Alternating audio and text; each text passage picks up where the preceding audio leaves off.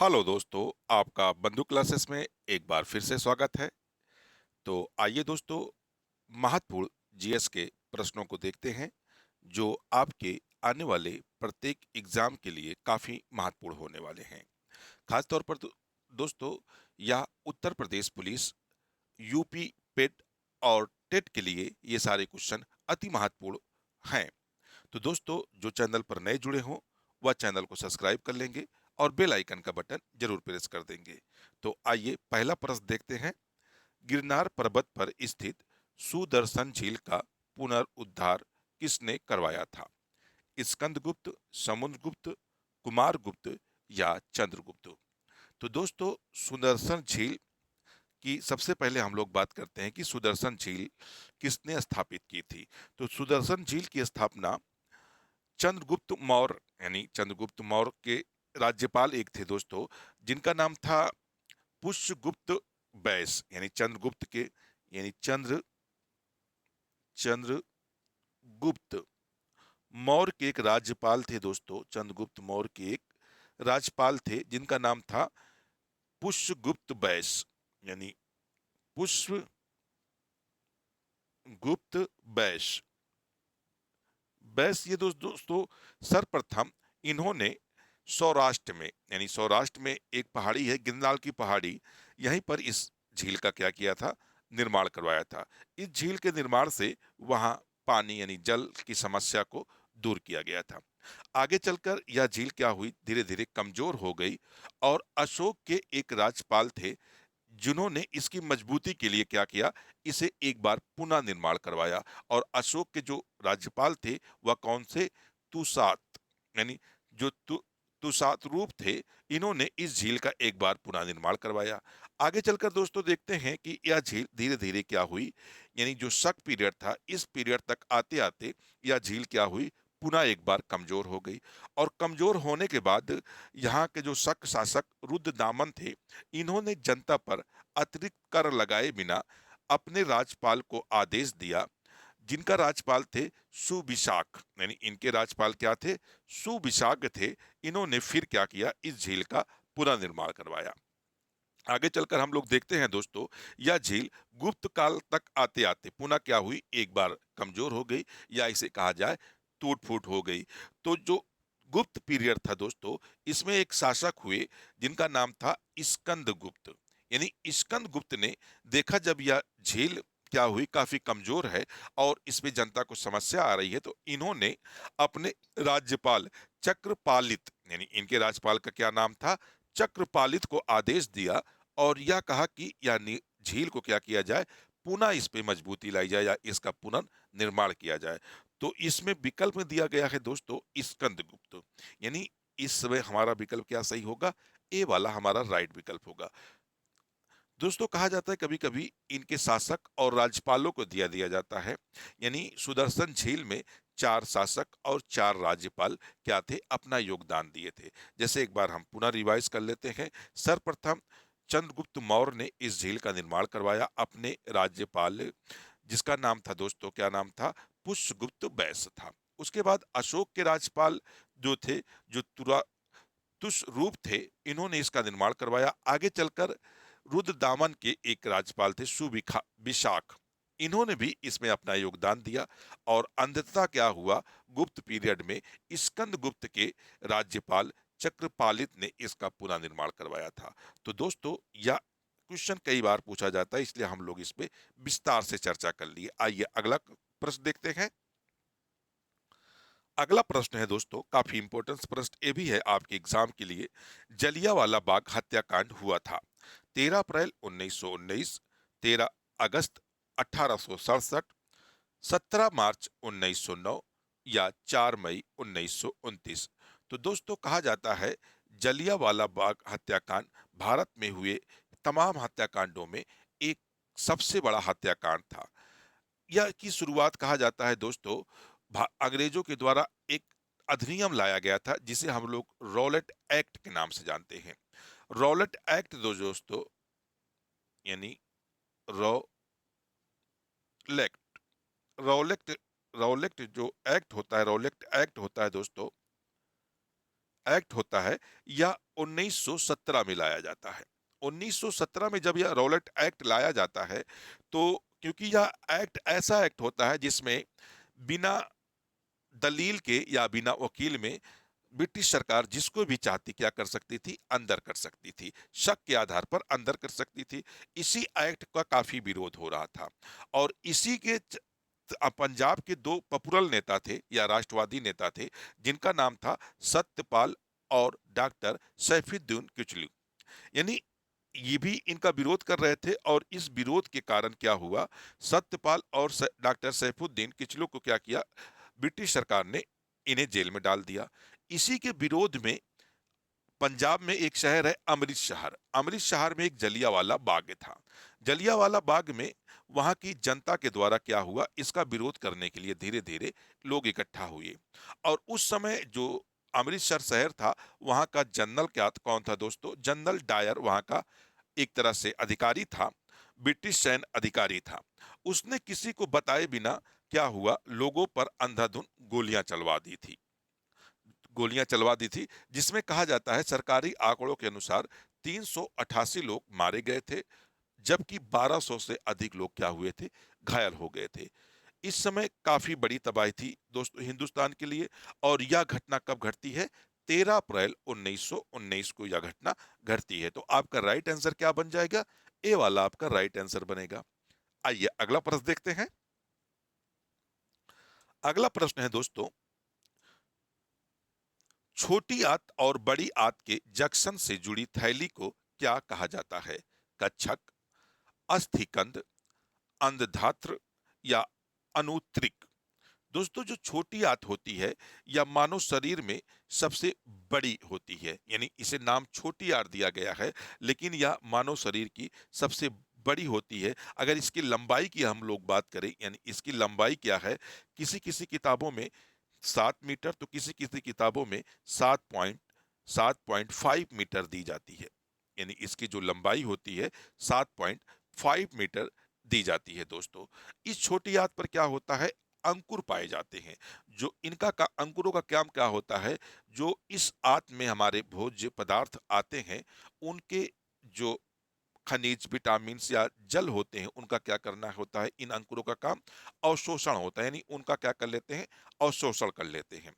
महत्वपूर्ण दोस्तों का कई बार क्वेश्चन ये भी पूछा जाता है कि छोटी आंत 3 भागों में बटी होती है, यानी ये 3 भागों में बटी होती है, 3 भागों में होती है। जैसे पहला भाग होता है डुडेनम, यानी डुडेनम, यानी इसका पहला भाग क्या होता है, डुडेनम होता है। दूसरा भाग होता है जे जूनम, जे जूनम।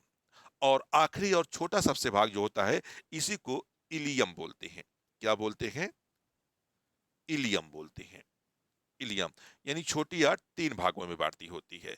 और छोटी आंत बड़ी आंत जहां आपस में मिलती हैं, उसको क्या कहते हैं, आंधात्र।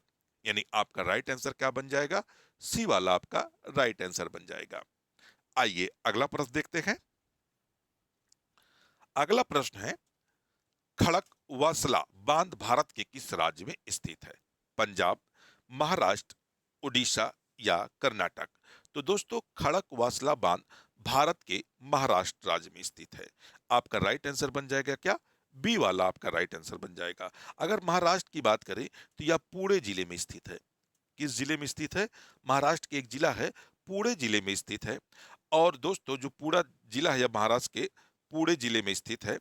और इसी से पुणे जिले की क्या होती है, जल आपूर्ति होती है। कभी कभी पूछ लेता है या किस नदी पर स्थित है, तो एक नदी वहां बहती है, मुथा नदी। कौन नदी बहती है दोस्तों, मुथा नदी बहती है। यानी यह मुथा नदी पर बनाया गया है। और इसकी कुल लंबाई की अगर बात कर ले तो 1.6 किलोमीटर, यानी 1.6 किलोमीटर यह बांध क्या है, लंबा बांध है। ठीक है दोस्तों, आइए अगला प्रश्न देखते हैं। अगला प्रश्न है, कपास की खेती के लिए कौन सी मिट्टी उपयुक्त होती है, लाल मृदा, काली मृदा, लेटराइट मृदा या अलूवियल मृदा। तो दोस्तों कपास की जो खेती होती है वह काली मिट्टा मृदा में सर्वाधिक होती है। आपका राइट आंसर क्या बन जाएगा? बी वाला आपका राइट आंसर बन जाएगा। इसी काली मृदा को रेगुर भी कहीं कहीं कहा जाता है। क्या कहा जाता है दोस्तों? रेगुर मृदा भी इनको कहा जाता है। कई बार एग्जामों में रेगुर के नाम से आपसे क्वेश्चन पूछ लेता है। इनके अगर हम बसाव की बात करें तो इनके बसाव दक्कन यानी खास तौर पर महाराष्ट्र और गुजरात में इनका ज्यादा बसाव देखा जाता है। यानी इन मिट्टियों का जो बसाव होता है वह भारत के दक्कन एरिया में खास तौर पे गुजरात और महाराष्ट्र में इस मृदा ज्यादा पाई जाती है। ठीक है, आइए अगला प्रश्न देखते हैं। अगला प्रश्न है, दादा साहेब फाल्के पुरस्कार की शुरुआत कब हुई थी? 1963, 1966, 1969 या 1970? तो दादा साहेब फाल्के पुरस्कार दोस्तों कहा जाता है कि दादा साहेब फाल्के के ही द्वारा भारत में हिंदी फिल्म की शुरुआत होती है और इन्हीं के उपलक्ष्य में एक पुरस्कार की शुरुआत की गई, दादा साहेब फाल्के। यह पुरस्कार दोस्तों फिल्म जगत का सबसे बड़ा पुरस्कार होता है, यानी भारत के फिल्म जगत का सबसे बड़ा पुरस्कार माना जाता है। और इस पुरस्कार की जो शुरुआत होती है वह 1969 में की जाती है। यानी इसकी शुरुआत कब की जाती है? तो 1969 में। आपका राइट आंसर क्या बन जाएगा? आपका राइट आंसर सी वाला बन जाएगा। आइए अगला प्रश्न देखते हैं। अगला प्रश्न है, भारत में कितने राज्य तट रेखा से लगे हुए हैं? यानी तट रेखा सबसे बड़ी कहते हैं दोस्तों। यानी तट रेखा किसे कहते हैं? समुद्र और स्थल के जो एरिया आपस में मिलते हैं, ऐसे ही बीच में जो जंक्शन बनता है उसी को हम लोग क्या कहते हैं? तट रेखा कहते हैं। तो भारत के कितने ऐसे राज्य हैं जो समुद्र से अपनी सीमा साझा करते हैं? 7, 8, 9 या 10? तो दोस्तों कहा जाता है कि भारत के 9 राज्य ऐसे हैं जो समुद्र तट रेखा से अपनी सीमा क्या करते हैं? साझा करते हैं। तो आपका राइट आंसर क्या बन जाएगा? सी वाला आपका राइट आंसर बन जाएगा। कभी कभी ये पूछ लेता है क्वेश्चन, कई बार पूछा है दोस्तों किसी एग्जाम में, हर एग्जाम में, कि भारत का कौन सा राज्य है जिसकी सर्वाधिक सीमा समुद्र से लगती है? तो वह कौन सा राज्य है? तो गुजरात। यानी गुजरात की गुजरात की जो सीमा है यह समुद्र तट से सबसे ज्यादा लगती है। यानी सबसे ज्यादा इसी की लगती है। तो सबसे ज्यादा अगर गुजरात की लगती है तो क्वेश्चन ये भी बन सकता है कि सबसे कम कौन सा राज्य साझा करता है? तो गोवा होता है। यानी सबसे कम जो होता है वह कौन होता है? गोवा होता है। यानी यह कम सबसे कम होता है। सबसे ज्यादा गुजरात की लगती है और सबसे कम गोवा की लगती है। और कुल कितने राज्य सीमा बनाते हैं? तो 9 राज्य सीमा बनाते हैं। आइए अगला प्रश्न देखते हैं। अगला प्रश्न है, इलेक्ट्रॉन के खोज करता है जे जे थॉमसन, डार्विन, जे थॉमस या कलाम आजाद? तो दोस्तों इलेक्ट्रॉन एक पदार्थ होता है, एक कण होता है जो हमारे पास अणु पाए जाते हैं। उसमें 3 पदार्थ, एक प्रोटॉन, इलेक्ट्रॉन, एक प्रोटॉन, न्यूट्रॉन और इलेक्ट्रॉन। दोस्तों मान लीजिए एक अणु होता है, अंदर में 2 ऐसे तत्व यानी पाए जाते हैं जिसे हम प्रोटॉन और न्यूट्रॉन कहते हैं। इलेक्ट्रॉन क्या होता है? इसकी सीमा पर करता है, यानी जो यहाँ पाया जाता है इसे हम इलेक्ट्रॉन कहते हैं, इलेक्ट्रॉन कहते हैं। अब इसकी खोज जो है 1897 में, यानी 1897 ईस्वी में जे जे थॉमसन के द्वारा की गई थी। यानी इलेक्ट्रॉन की खोज सर्वप्रथम किसने की थी? 1897 में जे जे थॉमसन ने की थी। तो आपका राइट आंसर क्या बन जाएगा? ए वाला आपका राइट आंसर बनेगा। आइए अगला प्रश्न देखते हैं। अगला प्रश्न है, संविधान के प्रारूप समिति के चेयरमैन कौन थे?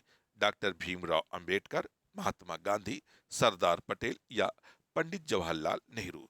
तो संविधान प्रारूप समिति में टोटल 7 सदस्य थे। टोटल अगर की बात करें, टोटल 7 सदस्य थे, जिसमें से एक अध्यक्ष और प्लस 6 मेंबर थे। और इसके जो अध्यक्ष थे वह डॉक्टर भीमराव अंबेडकर थे। आपका राइट आंसर क्या बन जाएगा? ए वाला आपका राइट आंसर बनेगा। आइए अगला प्रश्न देखते हैं। अगला प्रश्न है, निम्नलिखित में से अलकनंदा और मंदाकिनी का संगम कौन सा है? नंद प्रयाग, देव प्रयाग, विष्णु प्रयाग या रुद्र प्रयाग? दोस्तों अलकनंदा और मंदाकिनी नदी जिस जगह मिलती है उसको हम लोग क्या कहते हैं, रुद्रप्रयाग कहते हैं। तो आपका राइट आंसर क्या बन जाएगा, रुद्रप्रयाग, यानी डी वाला। आइए अगला प्रश्न देखते हैं। अगला प्रश्न है, अजंता गुफाओं के जैसी गुफाएं मध्य प्रदेश में कहाँ हैं? बाघ यानी धार जिले में, उदयगिरी विदिशा जिले में, मांडू या इनमें से कोई नहीं। तो दोस्तों अजंता गुफाओं की जैसी जो अजंता की गुफाएं हैं या महाराष्ट्र के औरंगाबाद जिले में पाई जाती हैं। तो ऐसी ही गुफाएं मध्य प्रदेश के धार जिले में बाघ गुफा पाई जाती है। तो आपका राइट आंसर क्या हो जाएगा, ए। आइए अगला प्रश्न देखते हैं। अगला प्रश्न है, हिंदी कविता के रीतकाल का प्रथम कवि किसे माना जाता है? वाल्मीकि, नागभट्ट, कालिदास या केशवदास? तो दोस्तों हिंदी कविता के जो रीतकाल है इसका प्रथम कवि केशवदास को माना जाता है। तो आपका राइट आंसर क्या बन जाएगा, डी वाला आपका राइट आंसर बनेगा। आइए अगला प्रश्न देखते हैं। अगला प्रश्न है, निम्नलिखित में से किस आंदोलन के साथ अरुणा आसफ अली जुड़ी थी? असहयोग आंदोलन, सविनय अवज्ञा आंदोलन, चंपारण सत्याग्रह या भारत छोड़ो आंदोलन? तो दोस्तों जो अरुणा आसफ अली थी इनका संबंध भारत छोड़ो आंदोलन से था। यानी भारत छोड़ो आंदोलन जो है या 1942 में, यानी 1942 में महात्मा गांधी के द्वारा शुरू किया जाता है। इसी में अरुणा आसफ अली क्या होती हैं, भूमिगत रेडियो के माध्यम से इस आंदोलन का क्या करती हैं, प्रचार और प्रसार करती हैं। तो आपका राइट आंसर क्या बन जाएगा, डी वाला, यानी भारत छोड़ो आंदोलन। चंपारण सत्याग्रह की बात करें तो यह महात्मा गांधी के द्वारा किया गया था। कब, 1917 में इसका आयोजन महात्मा गांधी ने किया था। सविनय अवज्ञा आंदोलन भी दोस्तों महात्मा गांधी के द्वारा चलाया गया था। 1930 ईस्वी के आसपास यह आंदोलन चलाया गया था। और असहयोग आंदोलन ये भी महात्मा गांधी के द्वारा चलाया गया था और इसका जो शुरुआत की गई थी 1920 में इस आंदोलन की शुरुआत की गई थी। आइए अगला प्रश्न देखते हैं। अगला प्रश्न है, मानव शरीर में दोनों ओर स्थित अंग को पहचानें। यकृत यानी मानव शरीर में एक ही पाया जाता है, वृक्क मानव शरीर में या दोनों तरफ पाया जाता है, प्लीहा या मूत्राशय? तो दोस्तों आपका राइट आंसर बनेगा वृक्क, यानी मानव शरीर में या दोनों तरफ, यानी आपके छाती पे या दोनों तरफ क्या होता है, वृक्क पाए जाते हैं। यानी ऐसे अंग होते हैं जो दो होते हैं। वृक्क क्या होते हैं, मानव शरीर में दो पाए जाते हैं। आपका राइट आंसर बनेगा बी वाला। आइए अगला प्रश्न देखते हैं। अगला प्रश्न है, पश्चिम बंगाल के राढ़ क्षेत्र में कौन सी मृदा मुख्य रूप से पाई जाती है? अलुवियन मृदा, लाल मृदा, काली मृदा या एसिड सल्फेट मृदा? तो दोस्तों जो पश्चिमी बंगाल का राढ़ क्षेत्र है इसमें जो अधिकांश मृदा पाई जाती है वह रेड सॉइल पाई जाती है, यानी लाल मृदा पाई जाती है। तो आपका राइट आंसर बनेगा बी वाला। आइए अगला प्रश्न देखते हैं। अगला प्रश्न है, तोमर राजपूतों द्वारा बनवाया गया किला राज पिथौरा कहाँ है? ग्वालियर, आगरा, नई दिल्ली या अगरतला? तो दोस्तों तोमर राजपूतों द्वारा जो राय पिथौरा किला बनवाया गया था या दिल्ली में स्थित है। आइए आपका राइट आंसर क्या बन जाएगा, सी वाला। अगला प्रश्न देखते हैं। अगला प्रश्न है, कौन सा वेद आधा गद्य और आधा काव्य यानी पद्य में इनमें से है? सामवेद, ऋग्वेद, अथर्ववेद या यजुर्वेद? तो दोस्तों जो भारतीय इतिहास में हमें चार वेदों का उल्लेख मिलता है। तो यजुर्वेद एक ऐसा वेद है जो गद्य और पद्य दोनों में लिखा गया है। यानी आपका राइट आंसर क्या बन जाएगा, डी वाला बन जाएगा। और ऋग्वेद क्या है, यह सबसे प्राचीन वेद है। सबसे सबसे प्राचीन वेद है, प्राचीन वेद है। ठीक है, आइए अगला प्रश्न देखते हैं। अगला प्रश्न है, रविंद्रनाथ टैगोर ने भारत के राष्ट्रीय गान के अलावा किस एक और देश का राष्ट्रीय गान लिखा था? बांग्लादेश, चाइना, श्रीलंका या पाकिस्तान? तो दोस्तों 1947 में जब भारत आजाद हुआ था उसी समय पाकिस्तान भी आजाद हुआ था, लेकिन उस समय बांग्लादेश आजाद नहीं हुआ था। यानी जो बांग्लादेश था उसी को पहले पूर्वी पाकिस्तान कहा जाता था। लेकिन मुजीबुर रहमान के नेतृत्व में 1971 में जब बांग्लादेश ने अपनी आजादी पाई और उसने एक स्वतंत्र देश के रूप में गठित हुआ, तो उसने अपना नाम क्या रखा? बांग्लादेश नाम रखा। और उसी समय रविंद्रनाथ टैगोर के द्वारा बंगला सुनार नामक जो कविता लिखा गया था या जो गीत लिखा गया था, बंगला सुनार यानी बंगला सोनार जो गीत लिखा गया था, उसी को क्या किया? अपने देश का राष्ट्रीय गीत बनाया। यानी इसी तरह से रविंद्रनाथ टैगोर ने भारत में जन गण मन अधिनायक वाला जो गीत अपनाया गया वो भी लिखा था, और बंगला सोनार जो बांग्लादेश ने अपना राष्ट्रीय गीत बनाया उसको भी लिखा था। तो आपका राइट आंसर क्या बन जाएगा? ए वाला आपका राइट आंसर बन जाएगा। आइए अगला प्रश्न देखते हैं। अगला प्रश्न है, नींबू और संतरे में कौन सा विटामिन पाया जाता है? Vitamin C, vitamin D, vitamin B या विटामिन ए? तो नींबू और संतरे यानी जो भी फल खट्टे होते हैं दोस्तों, एक तरह से कहा जाए अम्लता ज्यादा पाई जाती है, उसमें क्या होती है? विटामिन सी अधिकतर मात्रा में पाई जाती है। तो आपका राइट आंसर बन जाएगा ए वाला, आपका राइट आंसर बनेगा। आइए अगला प्रश्न देखते हैं। उत्तर प्रदेश का प्राचीनतम जीवंत नगर है अयोध्या, वाराणसी, इलाहाबाद यानी वर्तमान में से हम लोग क्या कहते हैं? प्रयागराज, प्रयागराज कहते हैं वर्तमान में, या कन्नौज। तो दोस्तों जो प्राचीनतम जीवंत नगर है वह वाराणसी को कहा जाता है। यानी प्राचीनतम जीवंत नगर वाराणसी है। सर्वप्रथम जब हम लोग पढ़ते हैं प्राचीन भारत इतिहास में, तो 4 ऐसे नगरों की हमें उल्लेख मिलता है, जिनमें से एक होता है वाराणसी। तो आपका राइट आंसर बन जाएगा बी वाला। तो दोस्तों आपको यह वीडियो कैसा लगा, आप हमें कमेंट बॉक्स में बताएंगे। दोस्तों वीडियो को ज़्यादा से ज़्यादा शेयर करेंगे, लाइक करेंगे, और चैनल को सब्सक्राइब करना बिल्कुल नहीं भूलेंगे, और बेल आइकन जरूर प्रेस कर दीजिएगा। फिर मिलते हैं अगले वीडियो में। जब तक के लिए धन्यवाद। जय हिंद दोस्तों।